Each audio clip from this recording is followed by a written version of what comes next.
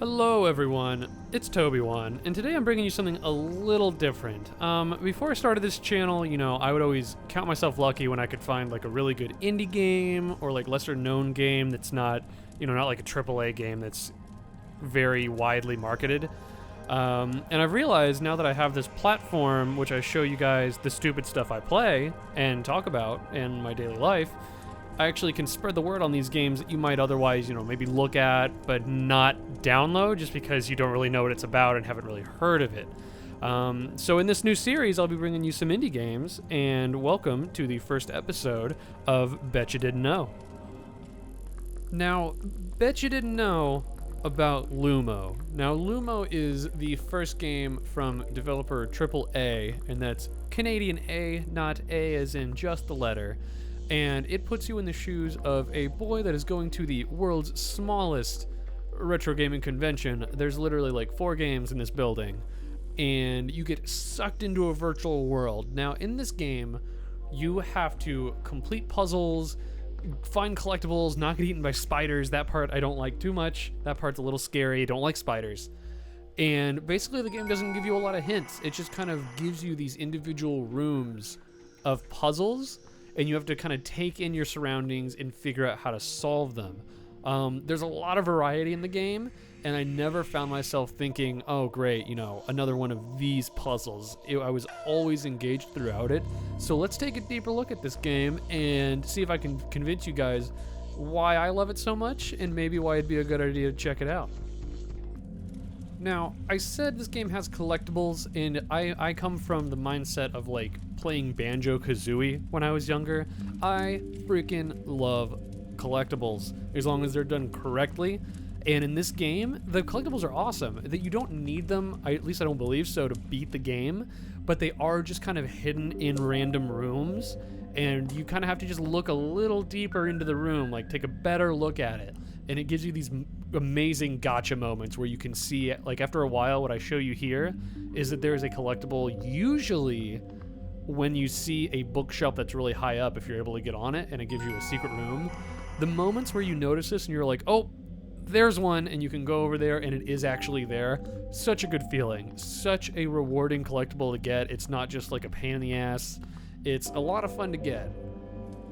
Now, one of the really important things for me when I play games has to be the soundtrack. A soundtrack for a game has to complement gameplay for me, otherwise I feel very disconnected from it. And the soundtrack in Lumo is on point. It is exactly what it needed. For all this puzzle solving and you just having to like really think deeply about a lot of stuff, the soundtrack is mostly like trance music, very like kind of just bass and drums heavy. The only times that it is not that is, and it isn't even that big of a change, but whenever you pick up one of the major items in the game, it kind of switches to a little bit heavier of a sound, and it gives you this like kind of futuristic, like clean background, very high resolution look at the item you just picked up. And it is just enough of a change musically and visually that it is amazing. It's freaking awesome when you get these items, and it kind of pushes you a little bit and makes you be like, oh my god, like yeah, I'm gonna go get another one of those right now. And due to that thought, I found myself playing this game in half an hour. I'll think it's been half an hour, but actually 2 hours will have gone by, and I'm like, holy crap, I need to like stop playing, I need to eat, I'm starving to death. Which I should eat. I should eat when I play games, but at the same time, like, good on Lumo for having such a good soundtrack that I'm able to zone out and just play it on end like that. Now, of course, following soundtrack, at least for me, also you need to have a good art style. So looking at Lumo, like, what do we see? Now, I'm a pretty big fan of games like Magica, where you have these wizards and the times of like castles and monsters and stuff. So for the most part in this game, you are going to be going through like a castle and like rustic wooden areas, and it looks really nice. It is very pleasant to look at, matches the sound to the game, so it all feels very good. The only time you're not going to get this feel is when you hit those moments where you pick up those items, like I was saying, and it's like kind of the futuristic background, very close-up look at the items. It's a small change, but that's kind of the main thing. There are also separate zones in the game. The one that you're seeing for the most part here is going to be the like castle-ish area. There is also, I think there's like an Arctic and a futuristic one that I haven't gotten to the futuristic one yet. But at least from what I've seen from the Arctic one, it still kind of all fits the same aesthetic. I mean, it's all grid-based, so they're not going to go away from that at all. But it just looks nice. It's a game you can play for a while, and it's adorable. It's adorable, and I love it. Now, in this game, the difficulty ranges from easy and breezy to almost break your TV hard, which I think is important because everyone isn't going to want to play this game the same. Now, in the beginning, you're able to choose how your character moves in this world. The game is isometric, so you can choose two styles of movement, which are more geared towards like old school, where up and down kind of actually move you diagonally left and right because of how the world's built. But if you want, you can also choose to have it so up and down are literally just up and down, which, you know, I haven't played an isometric game in a while, so I chose the newer just straight up and down layout. After that, you get to choose your difficulty.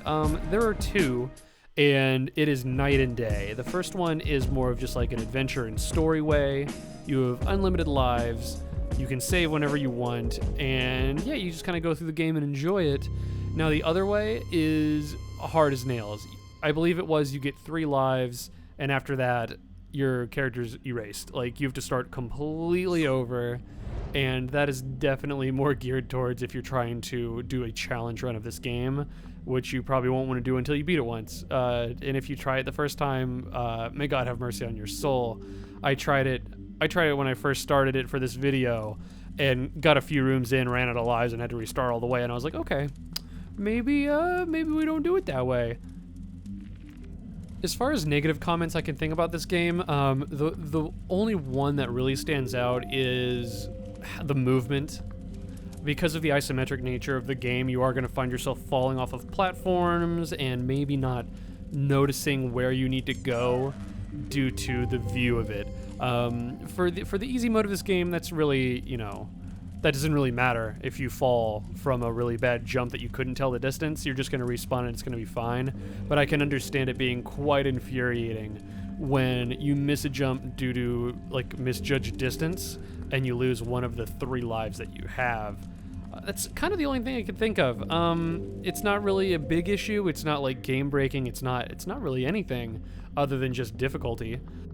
So of course, with this being a review, in the end, you know, I feel like I have to give this some sort of arbitrary rating that means nothing. So here we go. Let's think about it.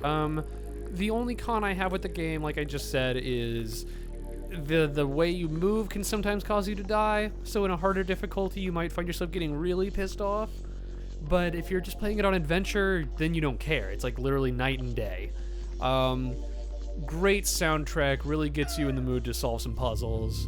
Art style is adorable, with little minor changes depending on what zone you're in. And what else is there? The gameplay's a lot of fun.